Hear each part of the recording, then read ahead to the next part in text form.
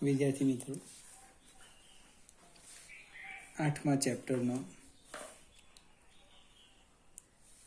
ઉદાહરણ 3માં બી વિભાગ એ ચોરસના મધ્ય કેન્દ્ર પર ગુરુત્વીય સ્થિતિમાન શોધો એ આપણું લગભગ શોધવાનું બાકી છે.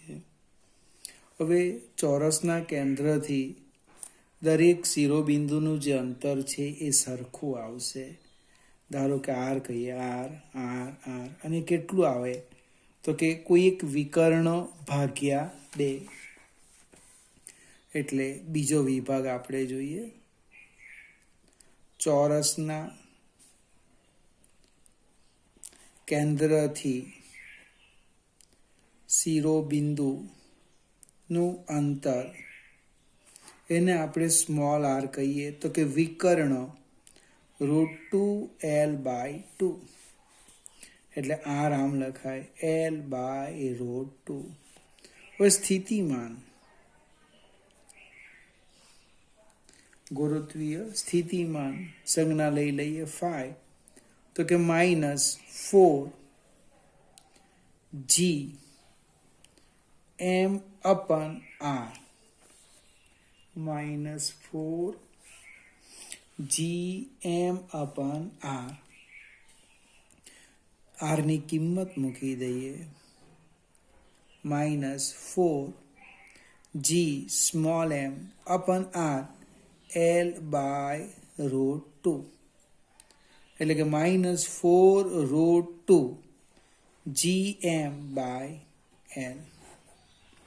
ગઈકાલે આટલો એક ભાગ ત્રીજા ઉદાહરણમાં બાકી રહી ગયો હતો. હવે એક થિયરી જોઈએ. ઉદાહરણ 4.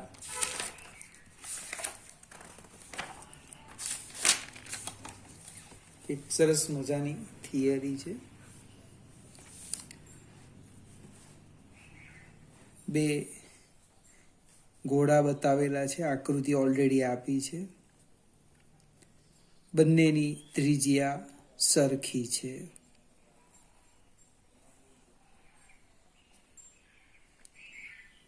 આ જે છે આની ત્રિજ્યા પણ આર, આની ત્રિજ્યા પણ આર. બંને ઘોડાના કેન્દ્ર વચ્ચેનું જે અંતર છે એ 6r છે. દળની વાત કરીએ તો આનું દળ m છે, તો આનું લઈએ 4m. અને આને ધારો કે આપણે 1 કહીશું, 1. આને કહેવાના 2. પ્રશ્ન છે કે m દળના ગોળાની સપાટી પરથી સ્મોલ m દળનો એક પદાર્થ સીધો બીજા ગોળાના કેન્દ્ર તરફ ફેંકવામાં આવે છે. આ પદાર્થ બીજા ગોળાના કેન્દ્ર સપાટી પર પહોંચે તે માટે જરૂરી લઘુત્તમ ઝડપનું સૂત્ર મેળવો. કંઈક બહુ ખ્યાલ આવે એવું લાગતું નથી. આપણે સમજવા પ્રયત્ન કરીએ. આ બંનેના કેન્દ્ર લઈ લઈએ. હવે આના કેન્દ્રથી ધારો કે આર અંતરે, ધારો કે અહીંયા પી બિંદુ પાસે એમ દળના પદાર્થ પર લાગતું બળ 0 છે. બળ 0 ક્યારે થાય કે જ્યાં ક્ષેત્ર 0. એટલે તમે ફેંકેલો પદાર્થ અહીંયા સુધી આવે તો જ એ આના 4m ગોળાની સપાટી પર પહોંચે. આના કરતાં ઓછો વેગ હોય તો એ પાછો આના પર આવવાનો. વધારે વેગથી ફેંકો તો બહુ વધારે ઝડપથી, લઘુત્તમ ઝડપ પૂછેલી છે, લઘુત્તમ ઝડપ. એટલે આપણે એક કામ કરીએ, પહેલા પી બિંદુનું અંતર શોધીએ. તો ધારી લઈએ, ધારો કે m દળના પદાર્થને બંને પદાર્થને જોડતી રેખા પર m દળથી આર અંતરે લાગતું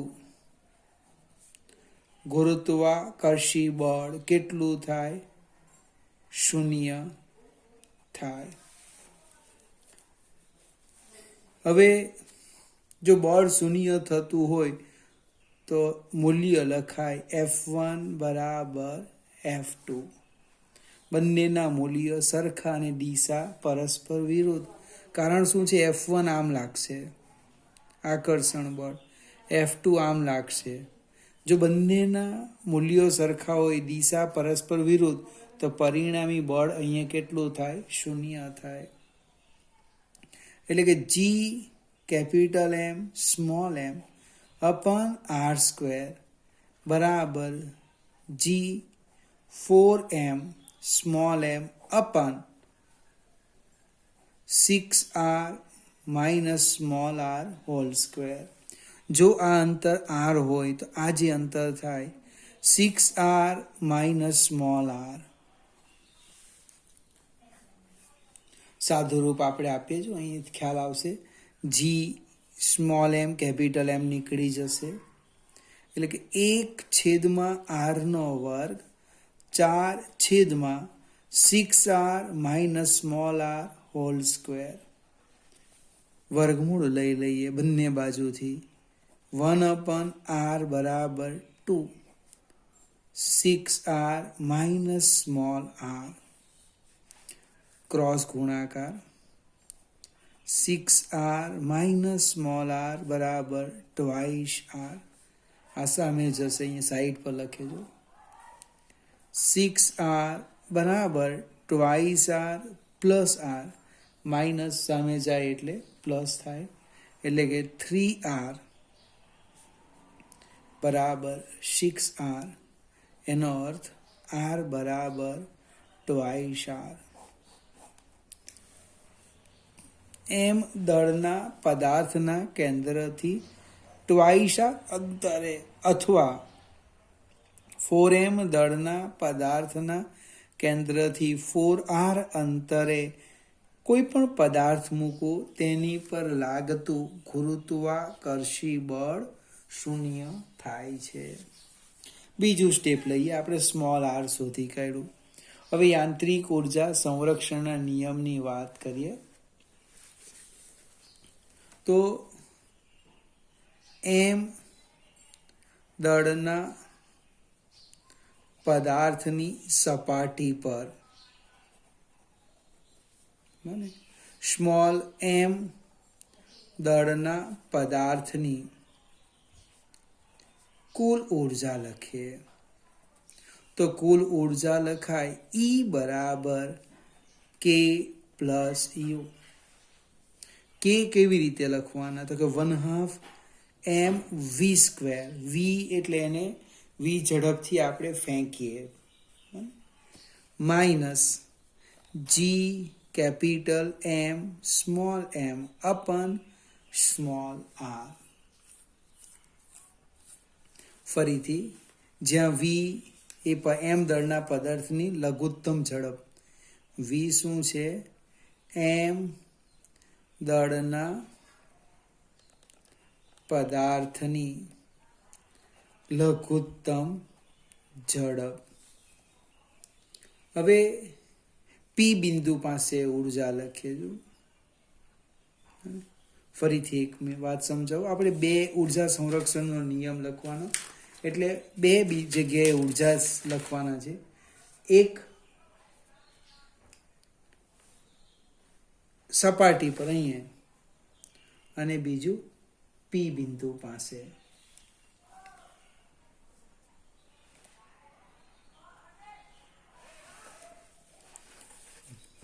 હજુ એક સ્ટેપ રહેવાનું ને આપણું. માઇનસ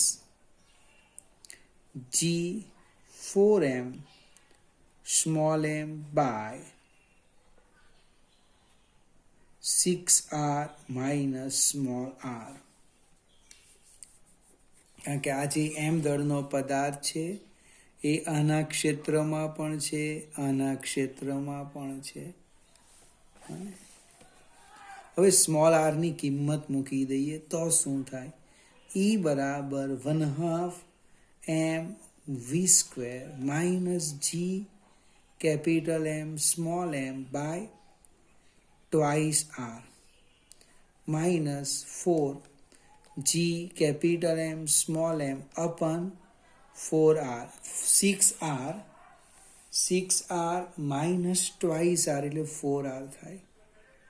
4 અને 4 લગભગ નીકળી જાય એટલે ઈ લખાયું 1/2 mv² minus g small m capital M divide by twice r minus g m small m upon r. જો કોઈક ભૂલ ન થાય ચેક કરી લઈએ. હા, અહીંયા એક ભૂલ થઈ. કઈ થઈ સમજાવું તમને. આ જે છે એને r ડેશ લખીએ અને પણ r ડેશ લખવું પડે. કેમ? તો સપાટી પર છે, સપાટી પર. સ્મોલ r તો આપણે આના માટે વાપરેલું છે ભાઈ, એટલે સ્મોલ r નહીં લખાય. ફરીથી મારી ભૂલ બતાવું. r ડેશ અને પણ r ડેશ લખીએ તો અહીંયાથી જે અંતર છે એ કેપિટલ R થાય, ટ્વાઇસ નહીં થાય. બરાબર, એટલે અહીંયા આ મારી ભૂલ હતી. આ minus G capital M small m by R minus 4g capital M small m upon 6r minus r. અહીંથી આટલું અંતર માપવાના ને, આના કેન્દ્રથી અંતર માપી લેવા. એટલે આટલું r કાઢી નાખીએ એટલે કેટલા થાય? 5r. ફરીથી અહીંયા સ્મોલ r અને બીજું આપણે r ડેશ લખેલું છે, r ડેશ. બને અહીંયા r ડેશ બરાબર કેટલા? સાઈડ પર લખી દઈએ. r dash is equal two r. એટલે લસાવમાં શું થવાનું?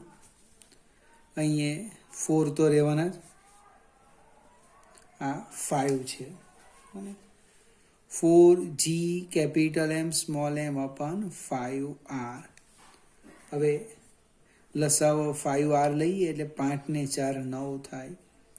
E બરાબર 1/2 mv² minus 9g capital M small m અપન 5r.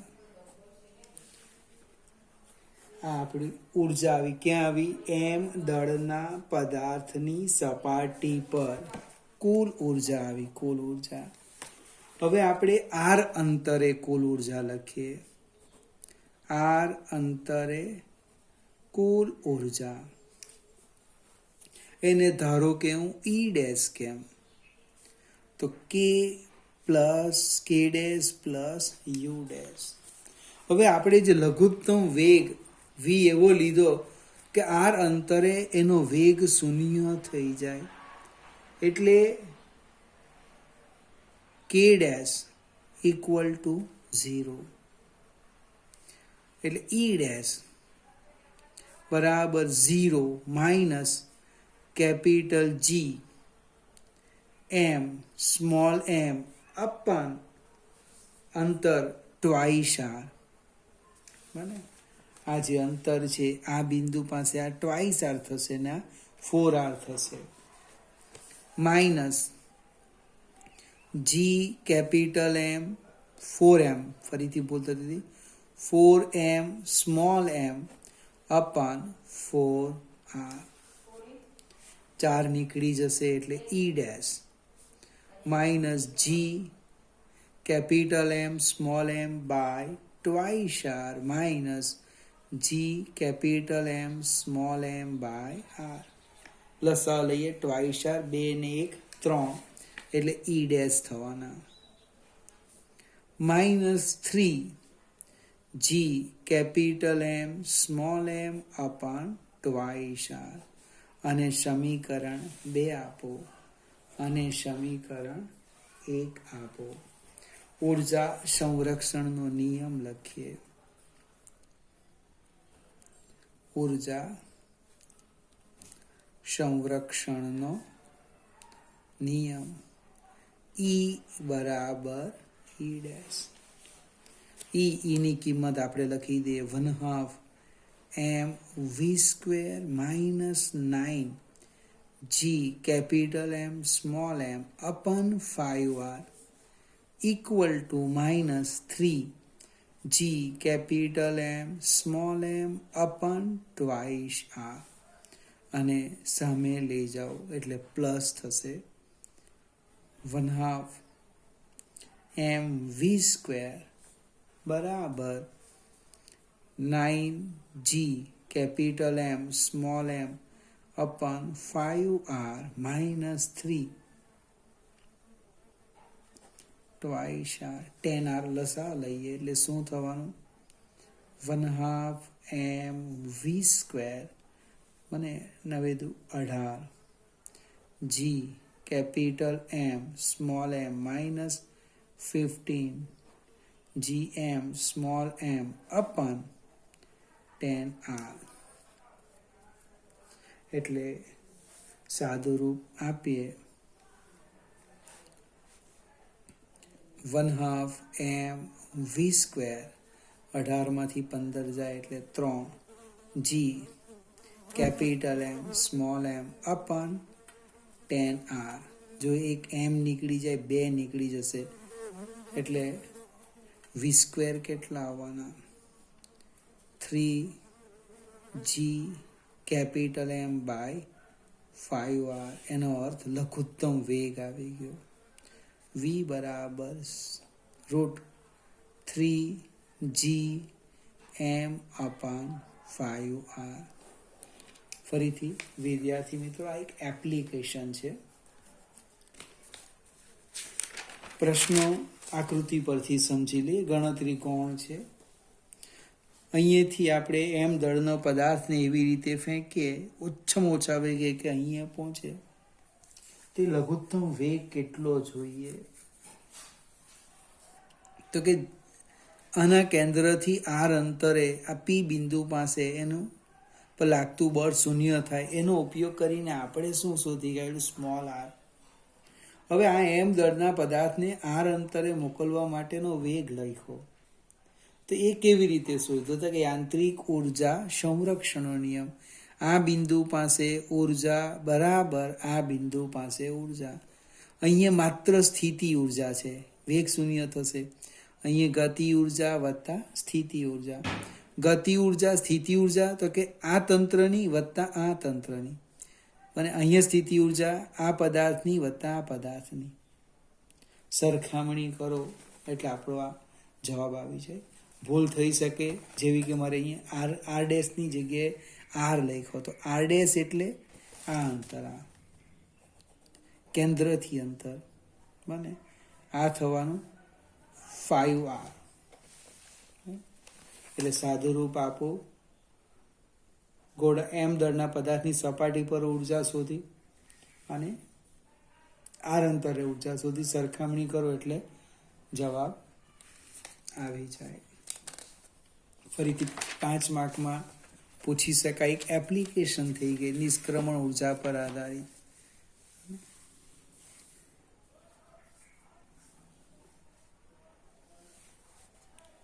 આપણે સેજ આગળ જઈએ. ઉદાહરણ 5. મંગળના ગ્રહને 2 ચંદ્ર છે ફોબસ અને ડેર્મોસ. હવે જે ફોબસનો આવતકાળ આપેલો છે 7 કલાક 39 મિનિટ અને કક્ષાની ત્રિજ્યા આપેલી છે. મંગળનું દળ શોધો. હવે પ્રશ્નો જોઈએ.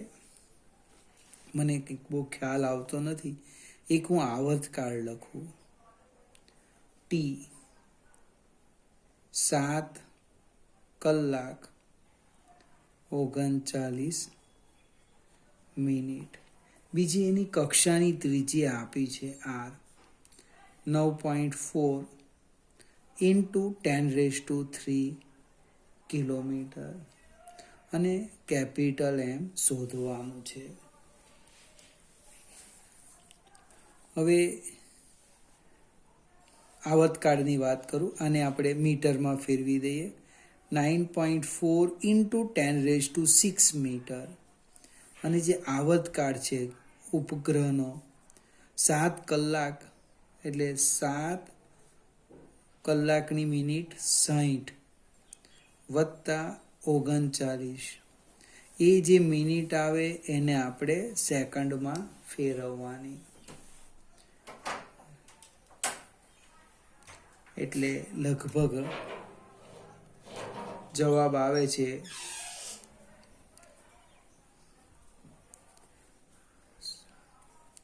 420 વત્તા 39 ગુણ્યા 60, એટલે કે 459 ઇન્ટુ 60 બરાબર 2754 સેકન્ડ. કંઈ ખ્યાલ નથી આવતો તો આપણે આ મંગળનો ગ્રહ લઈ લઈએ અને માર્સ, અને આ એનો ઉપગ્રહ લઈ લઈએ, ચંદ્ર લઈ લઈએ. સ્મોલ એમ, આ કેપિટલ એમ. આ જે અંતર છે એ કક્ષા કહેવાય. આ સૂત્ર આપણને ખબર નથી તો કેવી રીતે લખીએ? કોઈક ડાયરેક્ટ લખે કેપ્લરનો કક્ષીય નિયમ, એ પણ ન આવડતો હોય તો આપણે આ રીતે લખીએ કેન્દ્રગામી બળ. કેન્દ્રગામી બળ બરાબર ગુરુત્વાકર્ષી બળ. કેન્દ્રગામી બળ ગ્રહ પર ઉપગ્રહ પર લાગતું mv²/r બરાબર g capital M small m અપાન r². એક m નીકળી જશે, r નીકળી જવાનું. v બરાબર r ઓમેગા, કિંમત મૂકો r² ω²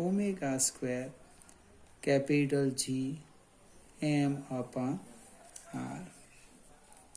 ઓમેગા એટલે શું? સાઈડ પર લખું છું અહીંયા.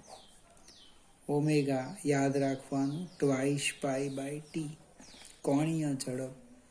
આવતકાળ સમયમાં 2π રેડિયન જેટલું કોણીય સ્થાનાંતર કરે, એટલે કોણીય સ્થાનાંતર ભાગ્યા તે માટે લાગતો સમય, એટલે r², 4π²/t² બરાબર g capital M by small r. એટલે કે મંગળના ગ્રહનું દળ capital M is equal to 4π² r² into r એટલે r³ by t² capital G છેદમાં જશે, એટલે અહીંયા મંગળના ગ્રહનું દળ મળશે. અને બધી જ કિંમત મૂકો, જે આવે એ આપણો જવાબ કિલોગ્રામ. હવે અંદર બીજો પણ એક પ્રશ્ન છે. પૃથ્વી અને મંગળ સૂર્યની આસપાસ વર્તુળાકાર કક્ષામાં ભ્રમણ કરતા ધારો. પૃથ્વીની કક્ષીય ત્રિજ્યા કરતાં મંગળની ત્રિજ્યા આટલા ગણી છે, તો મંગળના વર્ષની લંબાઈ કેટલા દિવસની હશે? હવે આપણે સીધો જ આનો ઉપયોગ કરીશું અહીંથી.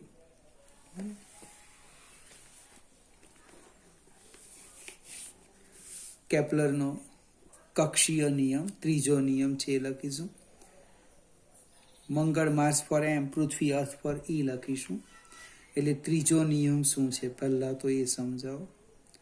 કેપ્લરનો ત્રીજો નિયમ, આવતકાળનો વર્ગ, કક્ષીય આવતકાળનો વર્ગ એ ત્રિજ્યાના ઘનના સમપ્રમાણમાં, એટલે કે t માસ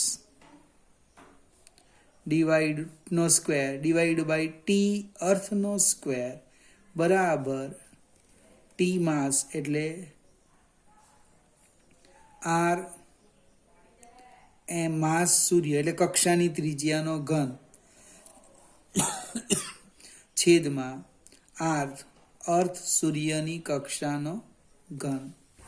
હવે આપણે ધારી લઈએ આર ઈ એસ બરાબર, ધારો કે હું ધારી લેમ એક્સ, તો આર એમ એસ એ આપણને લગભગ આપ્યા છે 1.52x.